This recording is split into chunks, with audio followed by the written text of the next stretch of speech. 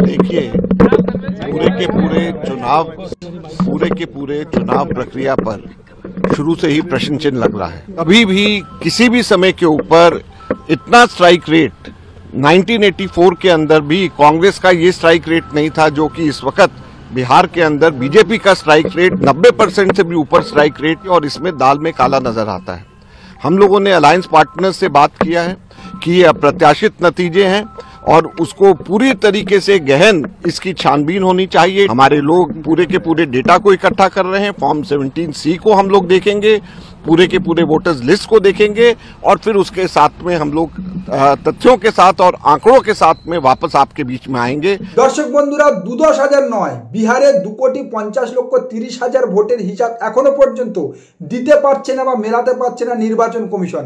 নির্বাচন commission SIR এর পরবর্তী সময় জানিয়েছিল বিহারের মোট ভোটার 7,42,00,000, যার মধ্যে নির্বাচনের সময় নাকি 66.67% ভোট প্রদান হয়েছে বলে নির্বাচন কমিশন জানিয়েছিল তার ওয়েবসাইটে, অর্থাৎ 4,94,70,000। কিন্তু আবার সেই নির্বাচন কমিশন 7,45,00,000 মোট ভোট পড়েছে বলে তাদের ওয়েবসাইটে প্রকাশ করেছে এবং নির্বাচনী পরবর্তী সময় প্রেস কনফারেন্স করে জানিয়েছে।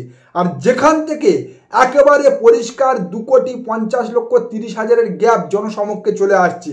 আর এই বিশাল অঙ্কের ভুয়ো ভোট, ভুতুড়ে ভোট বা ডুপ্লিকেট ভোট কোথা থেকে এলো এবং বিহারের নির্বাচনে এত বড় সংখ্যায় ভুয়ো ভোট কিভাবে পড়লো, ভুতুড়ে ভোট কিভাবে পড়লো তা নিয়ে কমিশনকে প্রশ্ন করলে আমাদের chief election commissioner Gyanesh Kumar ji জানাচ্ছে, किसी व्यक्ति के अगर 2 जगह वोट भी हो तो भी वो एक ही जगह वोट करने जाता है।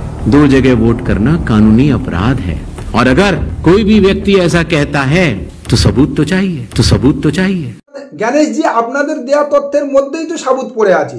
নির্বাচন কমিশন বিহারের নির্বাচনের আগে, পরে এবং নির্বাচনের সময় পরপর যে সমস্ত তথ্যগুলো ধাপে ধাপে প্রকাশ করেছে সেই সমস্ত তথ্যগুলো অ্যানালাইসিস করে সেই সমস্ত তথ্যগুলো জুড়লে বিয়োগ করলেই তো সোজা একেবারে পাটিগণিতের সোজা হিসাবে 2,50,30,000 একটা গ্যাপ পরিষ্কার ও স্পষ্ট হয়ে উঠছে। আর যেটা বুঝতে গেলে কোনো ম্যাথামেটিক্সের মাস্টার বা বড় সেপোলজিস্ট হওয়ার তো কোনো দরকার নেই, একেবারে স্পষ্ট ও পরিষ্কার হিসাব আপনাদের ওয়েবসাইটে দেওয়া তথ্যেই পড়ে আছে। কিন্তু তারপরেও আপনারা আত্মপক্ষ সমর্পণ না করে আপনাদের তথ্য, আপনাদের ডাটা খতিয়ে না দেখে বিরোধী রাজনৈতিক দলগুলোর কাঁধে আপনারা বন্দুক রেখে কোনো এক অদৃশ্য শক্তিকে বাঁচাতে চাইছেন। কিন্তু আপনাদের এই ভুলের কারণে বিহারে আগামী 5 বছরের জন্য যে সরকার তৈরি হলো সেই সরকারকে কোনোভাবে মানতে বা মেনে নিতে রাজি নয় বিহারের জেনজি বা নতুন প্রজন্ম।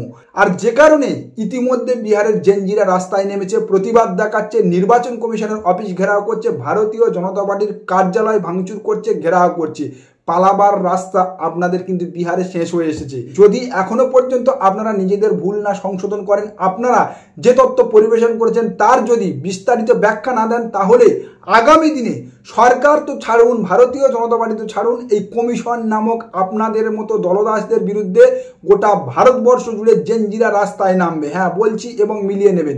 আর এদিকে তেজস্বী যাদব এই নির্বাচনকে প্রহসনের নির্বাচন বলে নির্বাচনকে সম্পূর্ণরূপে অস্বীকার করে নিজেরটা সহ নিজের দল আরজেডির জয়ী সমস্ত বিধায়কদের জয় প্রত্যাহার করার কথা ঘোষণা করেছে। কংগ্রেস এর মধ্যে অ্যানালাইসিস বা ছানবিন করতে বসে গিয়েছে, ডাটা কালেকশন করছে। খুব শীঘ্রই বিহার নির্বাচন নিয়ে ভারতবাসী আপনাদেরকে সুপ্রিম কোর্টে দেখতে পাবে। বিহারে এত ম্যাসিভ ভিক্টরি হয়েছে, 200-র উপরে সিট পেয়েছে।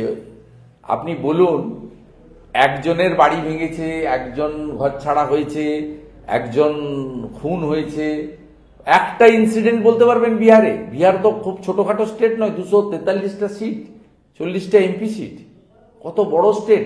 শুভেন্দুবাবু, আপনাদের এনডিএ জোটের মোকামার ক্যান্ডিডেট অনন্ত সিং এর নাম শুনেছেন?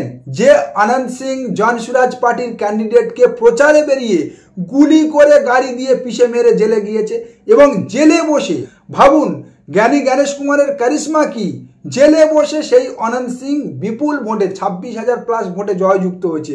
হ্যাঁ, একজন 74টা ক্রিমিনাল কেসের আসামিকে আপনারা বিহারে প্রার্থী করেছেন, আর আপনারা বলছেন বিহার নির্বাচনে কোনো রকম ভায়োলেশন হয়নি। কোনো রকম ভায়োলেশন নেই, নেই, কারণ যারা ভায়োলেশন করবে তারা তো সবাই আপনাদের দলে, আপনাদের জোটে। যারা ভায়োলেশন করবে তারা যদি আপনাদের জোটে বসে থাকে এবং তারা যদি আগে থেকে জেনে থাকে যে তাদের জয় নিশ্চিত, সে জেলে গিয়ে হোক বা পাতালে গিয়ে হোক, যেখানে তারা থাকুক না কেন তাদের জয় নিশ্চিত, জ্ঞানী জ্ঞানেশ কুমার ও নির্বাচন কমিশন তাদের জয় নিশ্চিত করে রেখেছে, তাহলে ভায়োলেশনের তো কোনো প্রশ্নই ওঠে না।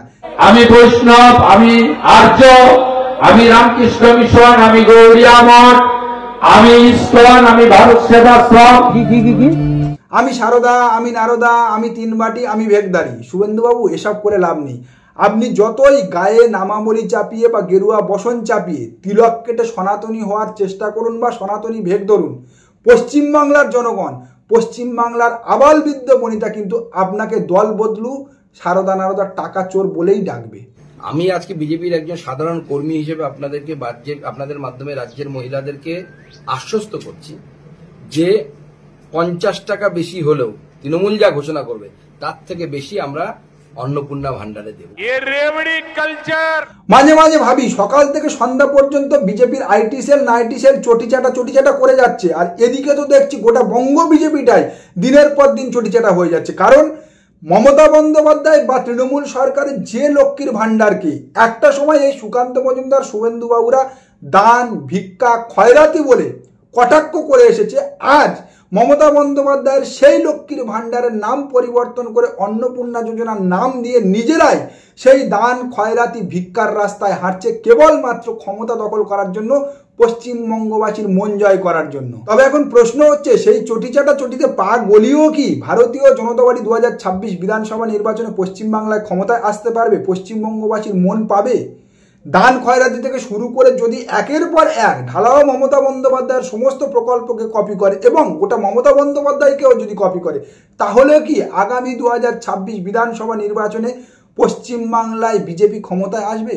উত্তরটা এক কথায় নয়। কারণ মমতা বন্দ্যোপাধ্যায় এই দান খয়রাতিতে কেবলমাত্র ভারত রেকর্ড নয়, বিশ্ব রেকর্ড করে ফেলেছে, যেখানে এই লাডলি বেহানা অন্নপূর্ণা যোজনা তো শিশু। আর দ্বিতীয়ত ভারতীয় জনতা পার্টি 30% সংখ্যালঘু ভোট ও 120 আসন ছেড়ে আগামী 2026 বিধানসভা নির্বাচনে মাঠে নামছে।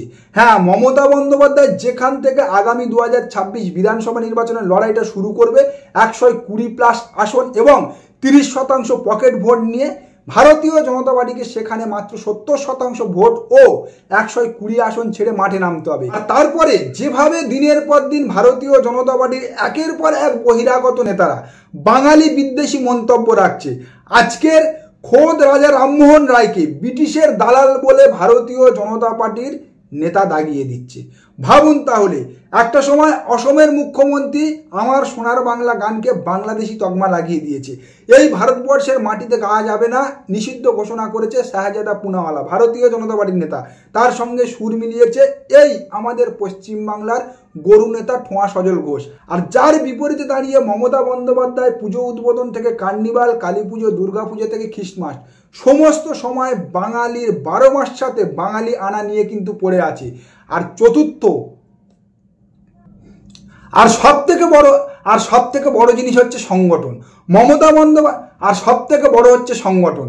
ভারতীয় জনতা পার্টি পশ্চিমবাংলায় এখনো পর্যন্ত সংগঠনের দিক থেকে যে জায়গায় দাঁড়িয়ে আছে, মমতা বন্দ্যোপাধ্যায়ের তৃণমূল কংগ্রেস দলটা কিন্তু তার থেকে 100 মাইল দূরে দাঁড়িয়ে আছে, 100 মাইল আগিয়ে দাঁড়িয়ে আছে। পশ্চিমবাংলার রাজনীতিতে যদি ক্ষমতায় আসতে হয় বা যদি টিকে থাকতে হয়, তাহলে কেবলমাত্র বড় বড় মুখে আওয়াজ বা উন্নয়নের গল্প দিয়ে সম্ভব নয়। পশ্চিমবাংলার মাটিতে ক্ষমতা দখল করতে হলে এবং টিকে থাকতে হলে ভোট করাতে জানতে হবে, ভোট করানো শিখতে হবে, যে জায়গা থেকে ভারতীয় জনতা পার্টির নেতারা এখনো পর্যন্ত শিশু। কারণ তারা গোবলীয় নন বেঙ্গলি নেতাদের কথায় পশ্চিমবাংলায় ভোটে নাচে। পশ্চিমবাংলায় গোবলীয় যে সমস্ত নেতারা নির্বাচনের সময় পরিযায়ী হয়ে উড়ে আসে, তারা ঠিক করে পশ্চিমবাংলার ম্যাপটা জানে না। যেখানে মমতা বন্দ্যোপাধ্যায় পাহাড় থেকে সাগর আপামর পশ্চিমবাংলায় কোথায় কটা রাস্তা আছে, কোথায় কটা রাস্তার বাঁক আছে এক নিশে বলে দিতে পারবে, সেখানে এই সমস্ত পরিযায়ী নেতাদের দেয়া টনিকে ভারতীয় জনতা পার্টি নির্বাচন করতে নেমে বিগত দিনে ঠকেছে, আগামী দিনেও ঠকবে। কারণ তারা পশ্চিমবাংলা না জানে সৃষ্টি, সংস্কৃতি, কালচার এবং ভৌগোলিক ম্যাপ। এক সংগঠন নেই, ২ মমতা বন্দ্যোপাধ্যায়ের সঙ্গে টক্কর দেওয়ার মতো তাদের কাছে প্রকল্প নেই, ৩ হচ্ছে মুখ এবং বাঙালি না হতে পারা। এই সমস্ত কিছু মিলিয়ে আগামী 2026 বিধানসভা নির্বাচনে পশ্চিমবাংলায় ভারতীয় জনতা পার্টির ক্ষমতায় আসা এখনো পর্যন্ত কিন্তু অনিশ্চিত বা বাতিলের খাতায়। যতই বিহারের নির্বাচনী জয় দিয়ে পশ্চিমবাংলার বিজেপি নেতারা উৎসুক হোক, আনন্দিত হোক, লাড্ডু বিলি করুক না কেন, বা স্বপ্নের পোলাওতে ঘি ঢেলে ক্যামাক স্ট্রিটে বা পার্ক স্ট্রিটে গিয়ে কয়েকটা নতুন জামা কাপড় মন্ত্রিত্বের জন্য মাপ দিক না কেন, আগামী 2026 বিধানসভা নির্বাচনে বাংলায় অন্তত ভারতীয় জনতা পার্টির শিখে ছিটছে না। নমস্কার, আজকের প্রতিবেদন এখানে শেষ করলাম। দেখা হচ্ছে আগামী কোনো প্রতিবেদনে। আমাদের প্রতিবেদন সম্পর্কে আপনাদের মতামত অবশ্যই জানান আমাদের কমেন্ট সেকশনে। সবাই ভালো থাকবে।